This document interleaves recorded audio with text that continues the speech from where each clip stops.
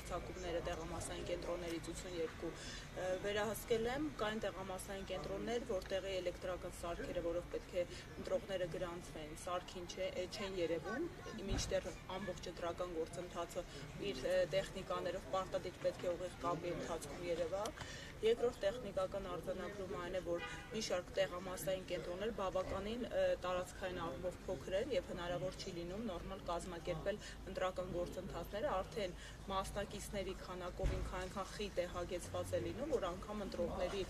մուտք գործելու գործընթացը խաթարվում է։ Բովանդակային բնույթի արդեն քրեական օրենսգրքի եւ վարչական իրավախախտումների վերաբերյալ օրենսգրքի տիրույթում տեղավորվող արձանագրել ենք կոնկրետ ասեմ 3169 3170 տեղամասային կենտրոններում մարդկային կուտակումներ հենց տեղամասային կենտրոնի դիմացի հատվածում շտաբ է հայտնաբերվել քաղաքացիական պայմանագիր կուսակցության, որի իրավունքը չունեն, պետք է տեղամասային կենտրոնից 50 մետր շառավղով որևէ քարոզչական աշխատանք չլինի, հարատև, շարունակական հենց եզրույթը մարդկային կուտակում չլինի, մարդիկ չլինեն, ովքեր կգտնվեն տեղամասային կենտրոնի հարակից տարածքում 50 մետր շառավղով եւ մարդկանց կուղորթեն, իսկ այդտեղ եղել են բազմաթիվ մարդիկ, ամբողջ օրը կանգնած, ընտրողներին մուտք գործելիս եւ ելնելիս ուղեկցել են, դիմացում գտնվել է շտաբը, որտեղ մարդիկ մտել են, նոր են մտել ընտրատեղամաս եւ այնուհետեւ կամ քվեարկելուց հետո են մտել ընտրատեղամաս, հորդորներ եղել է, հորդորներից հետո տարածքը չեն լքել, նաև մի շարք այլ տեղամասային կենտրոններում ունենք արձանագրած մարդկային կուտակումներ, որոնք ունեն ուղղորդիչ ու վերահսկող բնույթ, սա եւս առանցին կանդրադառնանք, ունեմ քիչ անց կանդրադառնամ արձանագրում, որ մի շարք տեղամասային կենտրոններում քվեարկողների մեր մասնավորապես մենք պարլամենտարիզմի զարգացման միջազգային կենտրոնը հայակվե նախաձեռնության հետ համատեղ դիտորդական առաքելություն իրականացնում եւ իրավունք ունենք երկուական դիտորդ հյուրանքայություն տեղամասում ունենանք։ Հանձնաժողովի անդամներին զանգահարում են ըստ իրենց կենտրոնական ընտրական հանձնաժողովից եւ մեր դիտորդների տվյալներն են հարցնում,